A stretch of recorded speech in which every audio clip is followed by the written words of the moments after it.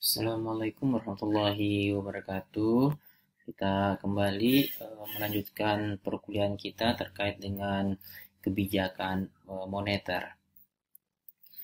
Minggu sebelumnya saya telah jelaskan tentang siklus ekonomi. Di sini kita lihat bahwa ada panah yang berwarna biru dan ada yang berwarna kuning.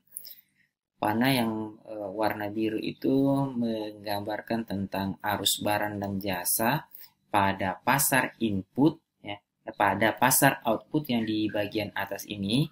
Kemudian pada pasar input itu adalah arus faktor-faktor produksi berupa tenaga kerja, tanah, modal, skill, dan lain sebagainya. Arus itu bisa terus bergerak dengan diimbangi oleh arus uang pada garis yang berwarna kuning. Kita lihat ada gambar uang pada pasar output, kemudian ada upah, sewa, bunga, dan laba yang juga sesungguhnya adalah uang atau dalam ekonomi disebut dengan pendapatan pada pasar input. Kita kembali harus memahami bahwa kebijakan moneter dan kebijakan fiskal adalah kebijakan yang berupaya atau diarahkan untuk menciptakan stabilitas dalam perekonomian. Hanya instrumennya yang berbeda. Kebijakan moneter itu lebih pada upaya mengatur jumlah uang yang beredar. Jadi untuk menciptakan atau mengendalikan perekonomian ke arah yang diinginkan atau yang diharapkan itu, instrumennya itu adalah mengatur jumlah uang yang beredar. Kemudian kebijakan fiskal itu lebih pada mengatur penerimaan dan pengeluaran pemerintah. Instrumen kebijakan moneter ya untuk mengatur jumlah uang yang beredar, instrumen kebijakan moneter itu ada 4. Ya, 3 instrumen utama dan 1 instrumen tambahan. Yang pertama itu disebut dengan open market operations. Kemudian yang kedua itu adalah fasilitas diskonto rate, kemudian discount rate, kemudian yang kedua itu adalah reserve requirement ratio, rasio cadangan wajib, dan yang terakhir itu adalah moral persuasions atau himbauan moral. Apa yang dimaksud dengan operasi pasar terbuka atau open market operation? Yang dimaksud dengan operasi pasar terbuka adalah pemerintah mengendalikan jumlah uang beredar dengan cara menjual atau membeli surat berharga milik pemerintah, government securities.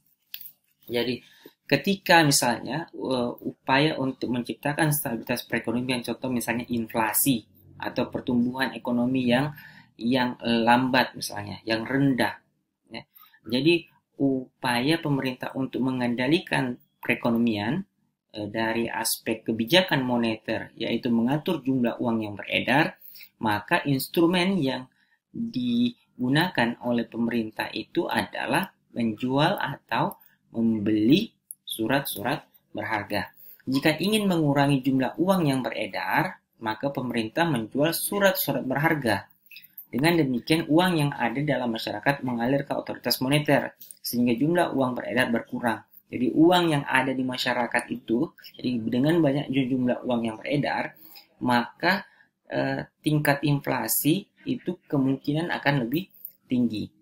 Nah, untuk mengurangi jumlah uang yang beredar di masyarakat, maka pemerintah itu melakukan penjualan terhadap surat-surat berharga untuk menarik uang yang beredar.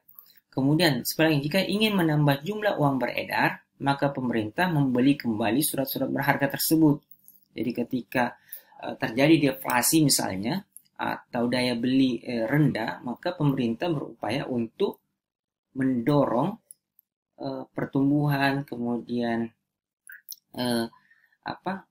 kelesuan ekonomi itu bisa menjadi lebih baik, maka pemerintah membeli kembali surat-surat berharga yang kemudian uang yang dipegang oleh pemerintah itu diedarkan di masyarakat.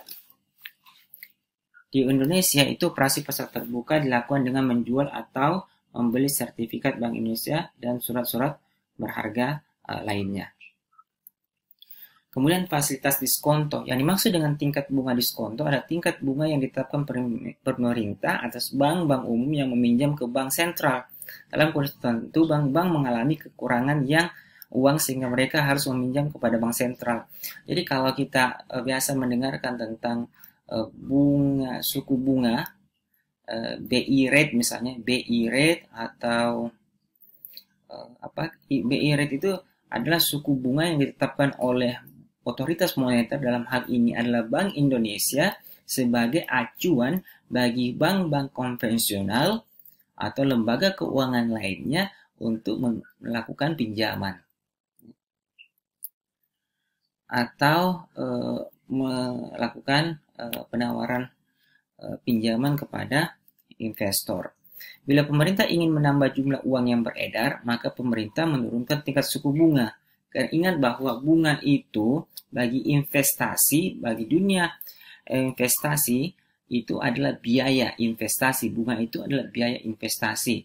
Jadi kalau biaya berkurang, dalam hal ini suku bunga turun, maka permintaan terhadap pinjaman, ya, dalam hal ini kredit, itu akan bertambah. Jadi ingat bahwa C tambah I tambah G, ya, dalam Y sama dengan C tambah I tambah G. I itu adalah investasi. Jadi investasi itu bagian dari pengeluaran, pendekatan pengeluaran. Jadi I itu adalah investasi, itu adalah pengeluaran investasi.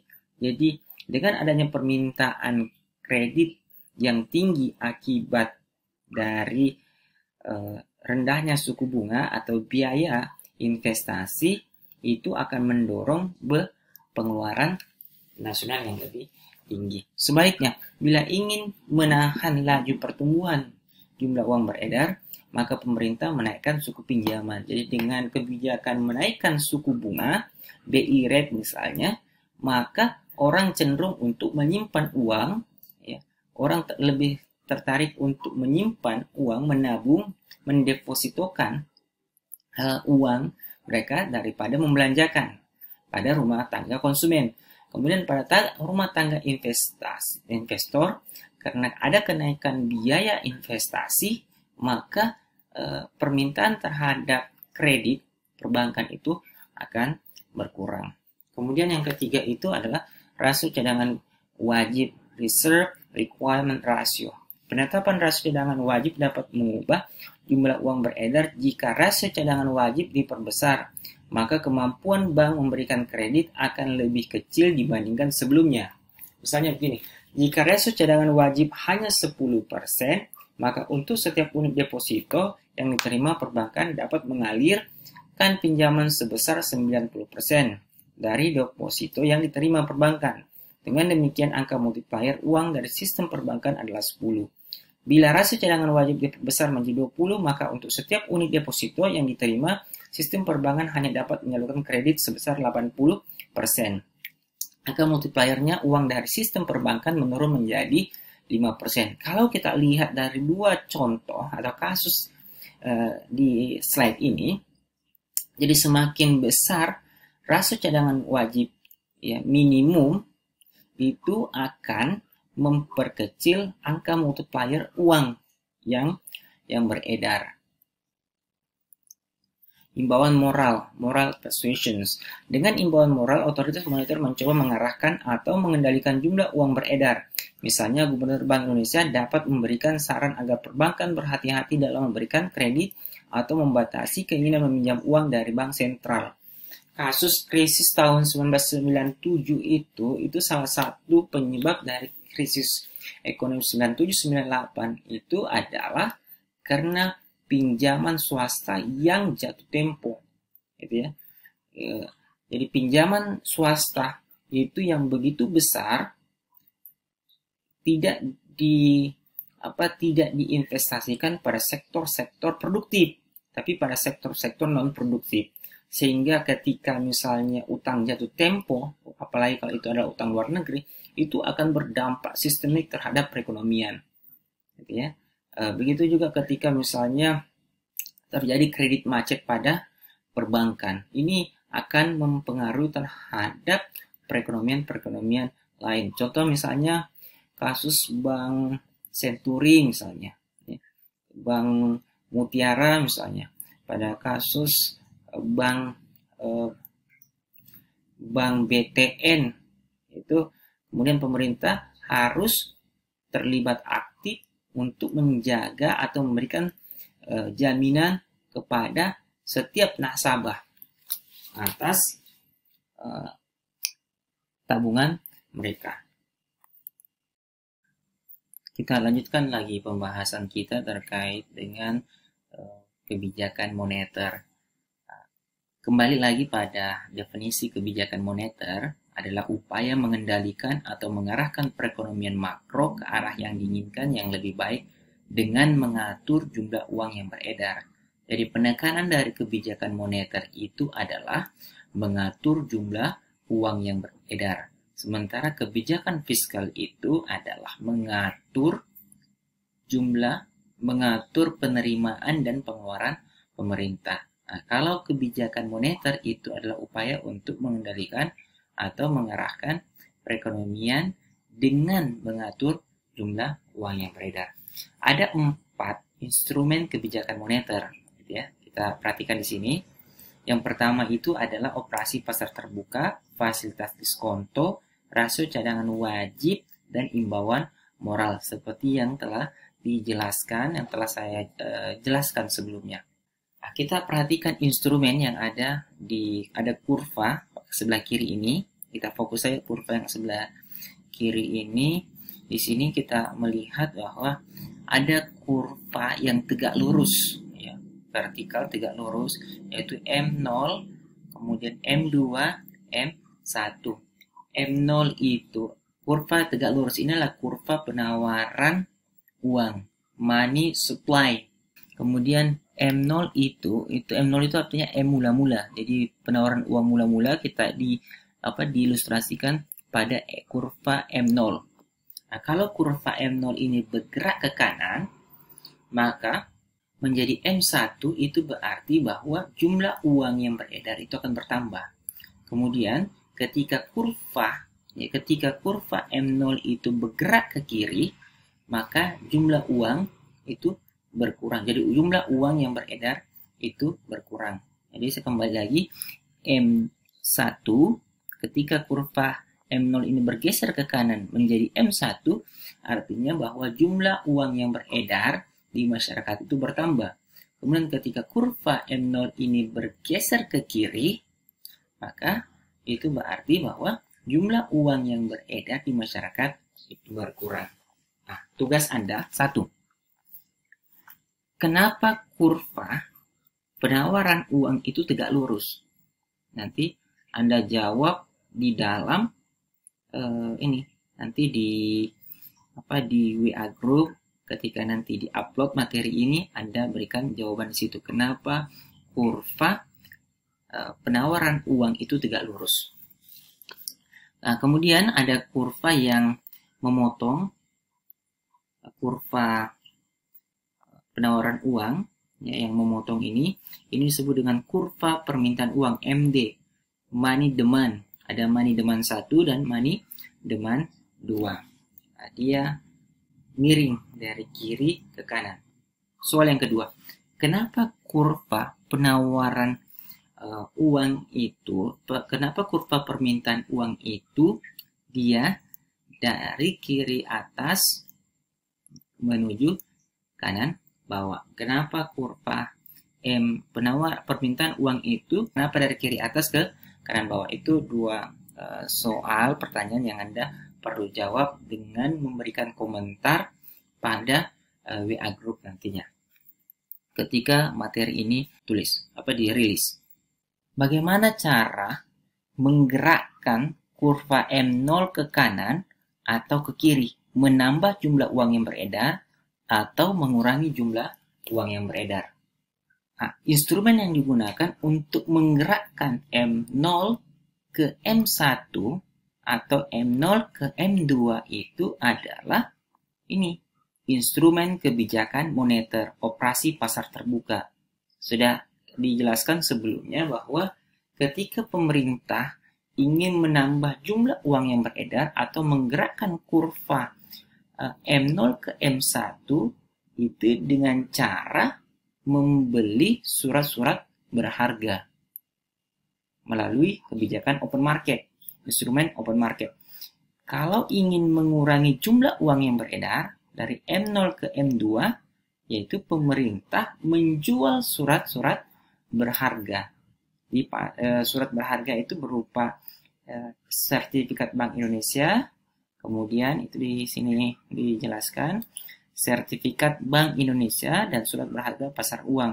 Dua produk ini itu diperjualbelikan di pasar uang.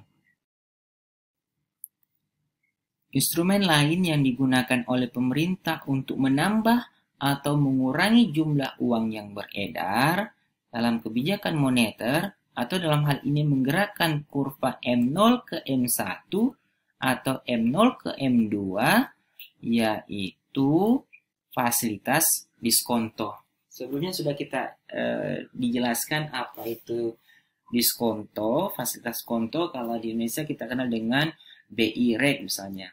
Apabila pemerintah ingin menambah jumlah uang yang beredar, maka pemerintah menurunkan tingkat suku bunga pinjaman. Dan sebaliknya, bila ingin menahan laju pertumbuhan jumlah uang beredar, pemerintah menaikkan bunga pinjaman. Kalau kita melihat ilustrasi gambar di sini, ketika pemerintah ingin menggerakkan kurva M0 ke M1, apa yang dilakukan oleh pemerintah dengan instrumen fasilitas diskonto? Yaitu mengurangi tingkat suku bunga. Nah, sebaliknya, ketika pemerintah ingin menggerakkan kurva M0 ke M2 atau mengurangi jumlah uang beredar, yaitu dengan menaikkan tingkat suku bunga BI rate, yang menaikkan BI rate untuk sehingga menyebabkan M0 bergerak ke kiri atau mengurangi BI rate sehingga menyebabkan kurva M0 bergerak ke kanan atau jumlah uang beredar bertambah.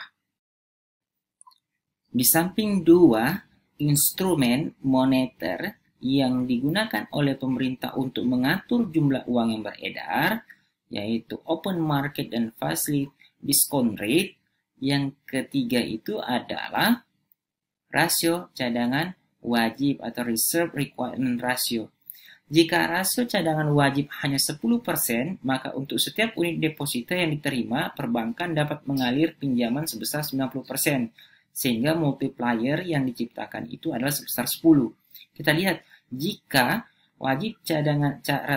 rasio cadangan wajib diperbesar menjadi 20, yang tadinya 10 naik menjadi 20, maka multiplier uang dari sistem perbankan menurun menjadi 5. Jadi kalau cadangan wajib minimumnya semakin besar, maka multiplier uang dari sistem perbankan itu sebaliknya, yaitu semakin berkurang.